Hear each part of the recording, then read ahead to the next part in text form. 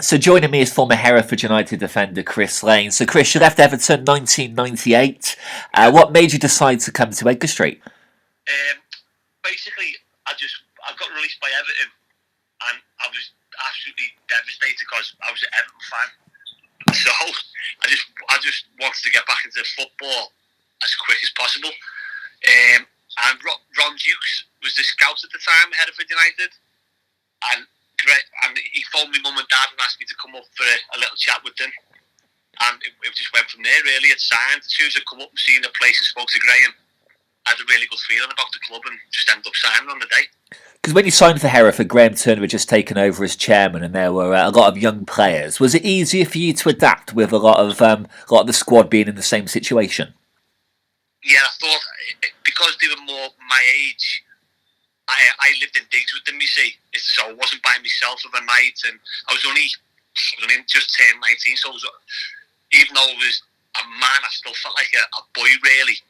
So having Paul Fewins at the time, living with him to start with, it made it a lot easier for me.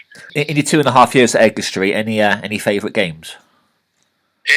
Yeah, well, obviously the Leicester games stand out.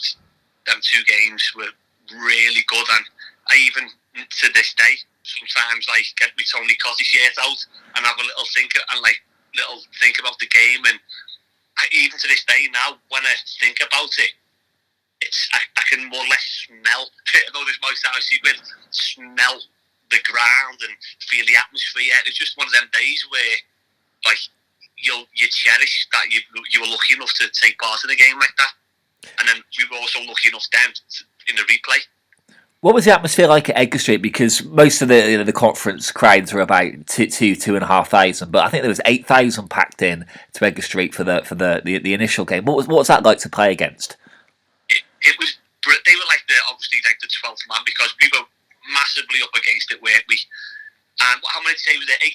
8,000? Yeah, it's about 8,000.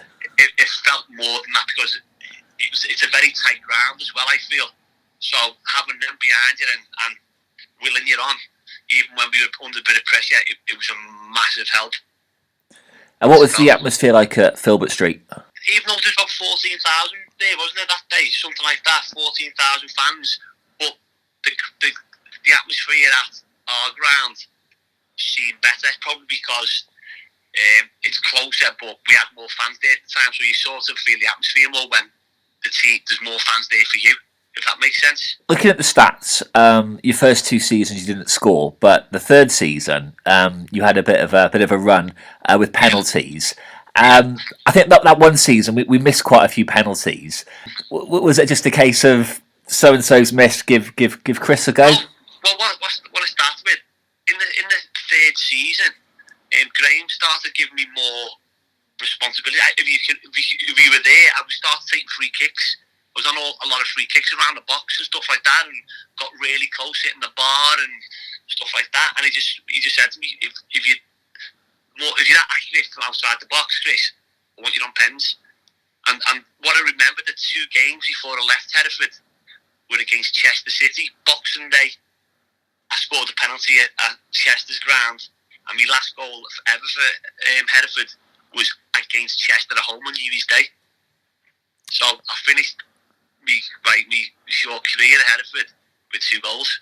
You were at Edgar Street for 2.5 years. Or reading the information back then, Hereford's financial problems are pretty dangerous. How did you know that you were going to Southport? Did you have a choice in it, or was it basically the finances are that bad we need to sell you?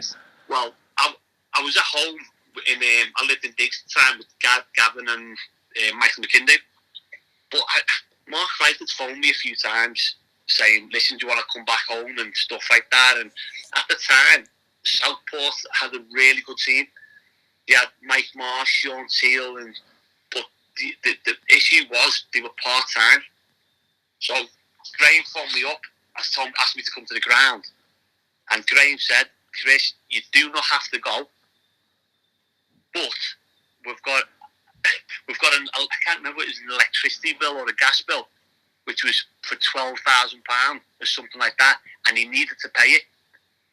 So I felt like I had my hands a bit tied, because I felt, well, did he want me to go? And I was thinking, well, I'm going back home. I can see my mum and dad again. And in the end, I decided to go.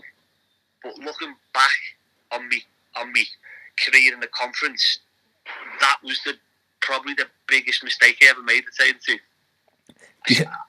I remember Graham saying to me, if you don't go, you'll be starting against Northwich on Saturday. And I just felt like I had to go, really, to help the club, and maybe just to go home. But from going from full time to part time was probably the worst thing I've done, because once you're part time in the conference, it's really hard to get back into full time football. And I wasn't fully focused then, because I needed to get the best out of myself playing football every day. But then I got a job, and then football, and yeah, so that is a big regret of mine. And sometimes, I'm not just saying it because I'm talking to you here, but I do think, wonder what would have happened if I would have stayed at Hereford. And that is something that I do regret, that I left on that day. You left Southport and went to Chester briefly, and you played in that game end of the season where Hereford won 2-1. What was it like going back? Yeah, it was really strange going back, but I went to Chester because for half a season, because I'd fell out with Morecambe and I got released. But me and Jim Harvey fell out. So again, Mark Wright said, come to Chester to the end of the season, see how it goes. And I didn't play. So the only game he ever put me back in from I hadn't played a match for like half a season before I played the Hereford United. So I always remember I didn't have the best game, but it was frustrating for me because I wasn't match fit. And when you're going back to a club where you enjoyed, I wanted to be at my best and I wasn't, and that disappointed me. But going back to play at the ground and amongst the fans, it was enjoyable, but it wasn't enjoyable at the same time. If you can get what I'm saying. You carried on your career with Leigh RMI and Altrincham. Did you just wind it up after that, or did you carry on at a low level? No, I played for Altrincham, and I just got. I know this might sound bad because everybody would love to play football, but I just got disheartened because once I went part time, all I felt like I was doing was fighting relegation or playing for teams who were struggling.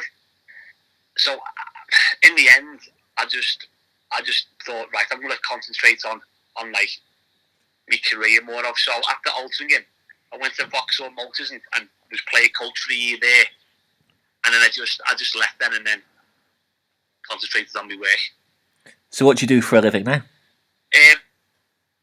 For 14 or 15 years, I taught sport, BTEC and MVQ in a college. But now I've gone back to I'm a sports coordinator in the Hive Youth Zone, which is basically a very glamorised youth zone, and where kids come every night, and we just put on sessions for them, and basically youth work I do at the moment, which I really enjoy. And hopefully we'll be seeing you back next season for a bit of a reunion. No, I would really like to come back to Hereford and watch a match. I was going to do it a few years ago, but I thought I wasn't sure how people would take me going back, or whether to be nice to me, or whether. So I've sort of put it off. But I will definitely go back and watch a game next season when everything's back to normal.